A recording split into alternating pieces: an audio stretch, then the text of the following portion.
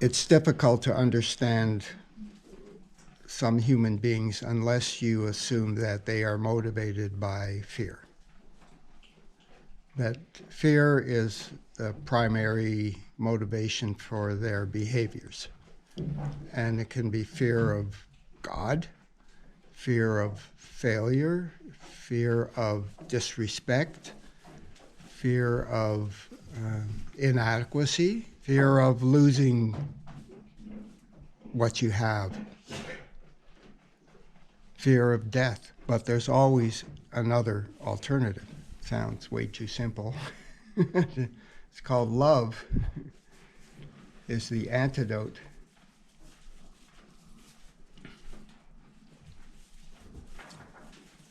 But much of the world is fear-driven, fear of the unknown, fear of being seen as weak, fear of being taken advantage of, fear of missing your fair share. There's many fears around. What do you fear the most? I fear the moments when I fear. When I experience fear, that's what I fear. Otherwise, there's nothing to fear, as the Master said. Fear not. That was his watchword. When the apostles would say, "You sure you want to go back to Jerusalem?" And it's like they weren't very happy to see us the last time we were there. In fact, they were trying to put us all in prison. And he said, "Nope, we're going. Let's go. But as you walk through the valley of death, I shall fear no evil. Thy rod and thy staff, they comfort me." Yes, well, it helps.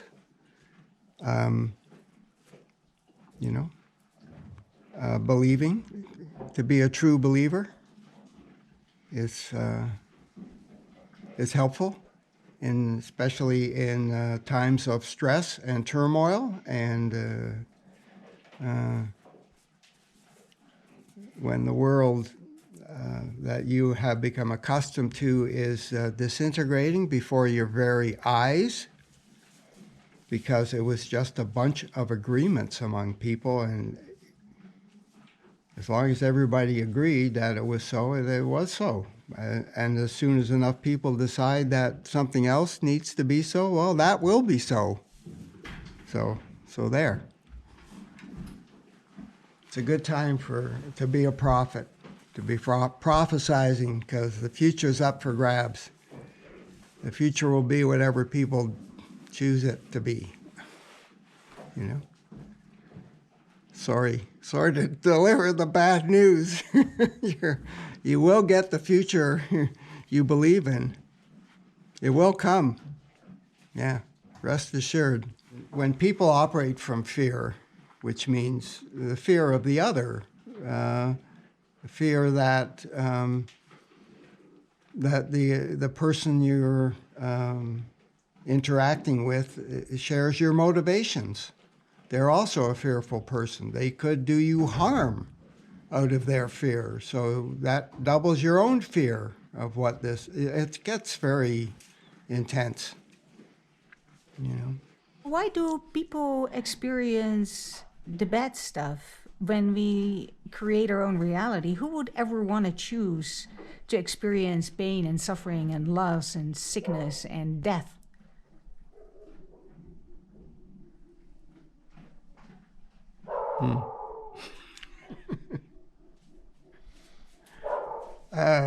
That's a tough question.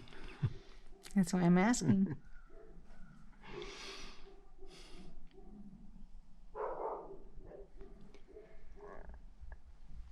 Well, part of that is we need the contrast.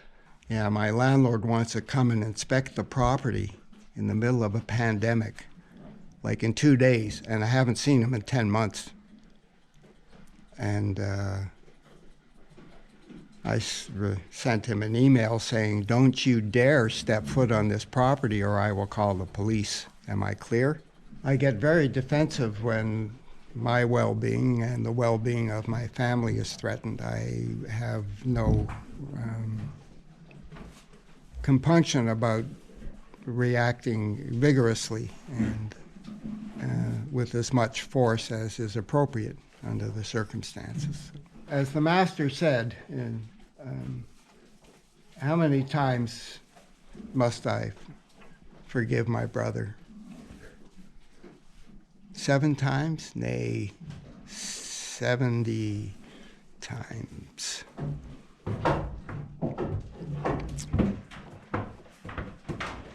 Anyway.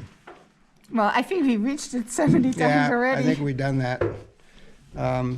We have, ever since the first time we met with him, and we insisted on meeting with the landlord personally before we took on the lease for the property. And the meeting was very convivial and productive, and we felt very positive and were enthusiastically preparing to set up shop here, which we did.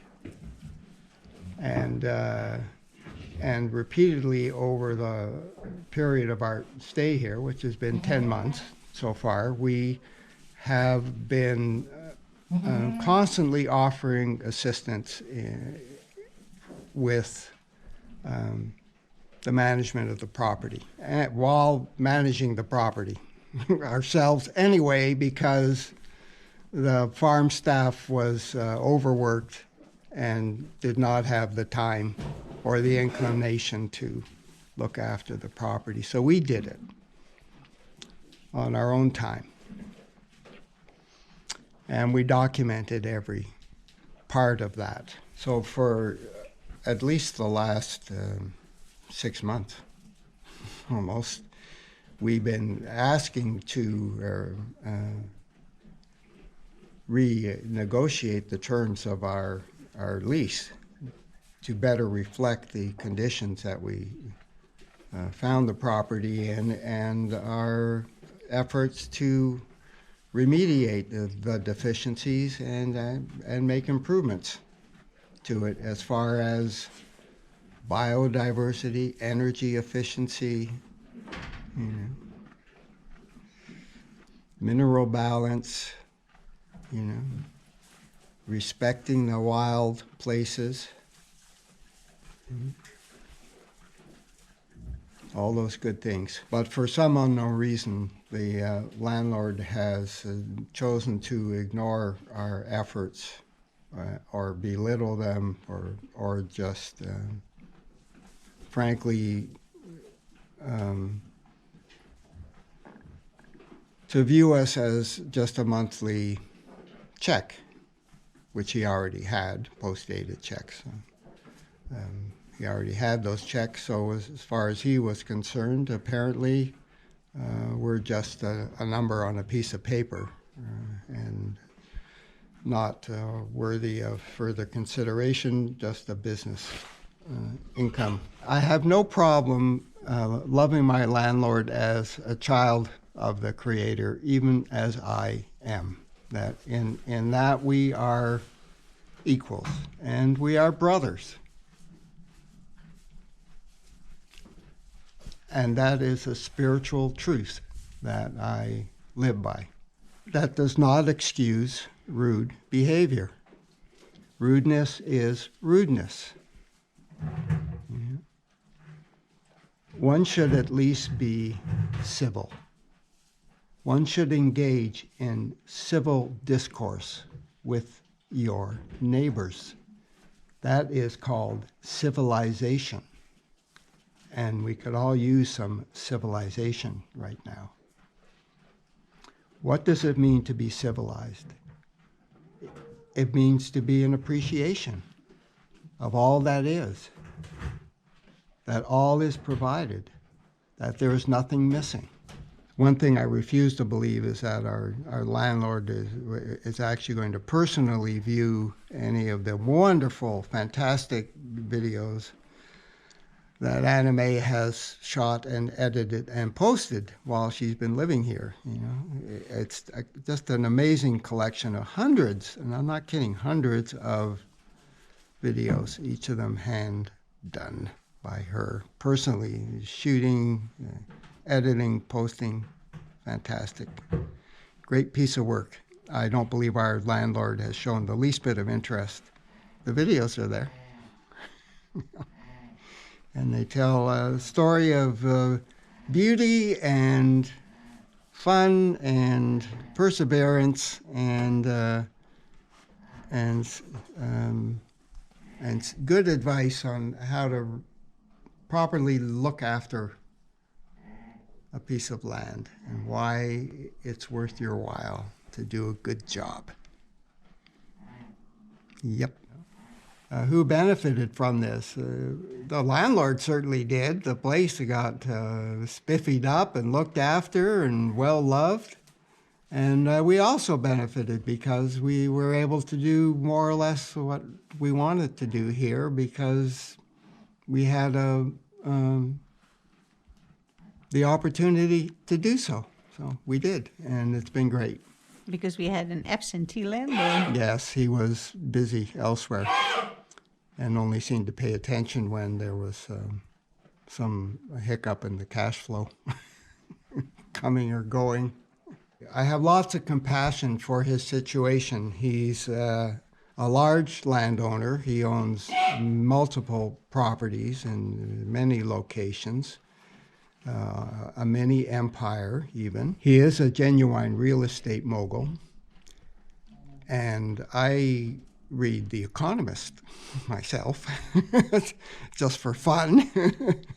So I'm well aware of what is happening in the global real estate market right now, or what is not happening in the global real estate market, and what is not going to happen in the global real estate market for the foreseeable future, which is a return to what was in the way of sales and building and finance.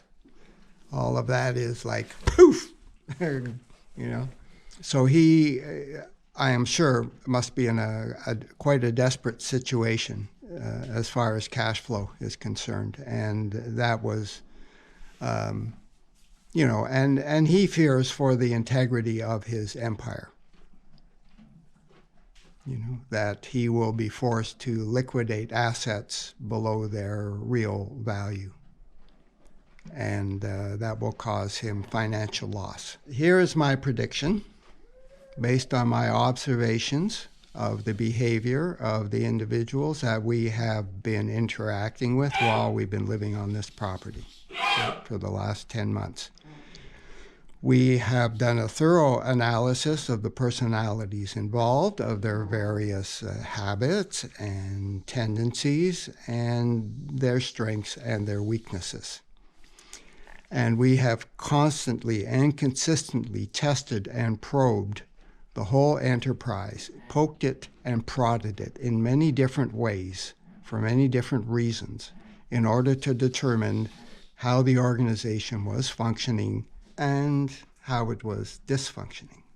Given the level of dysfunction of the organization and their inability to engage with us as cooperative elements, which we have offered on many, almost numberless times, we have offered our assistance and have always been ignored. This dysfunctional organization that we have observed will do itself a great deal of harm in the long run by trying to preserve itself through being rude, may I say. It's just civil discourse, please. I don't want the lawyers being paid to resolve a difference of opinion when I know perfectly well that people can resolve their differences of opinion. It starts by honoring the other party. I honor you. I come bearing gifts, the gift of my cooperation, the gift of my well wishes. I wish nothing but the best for you.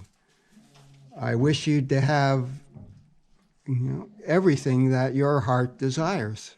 We paid a fair, more than a fair market price for the property as we found it. Yeah.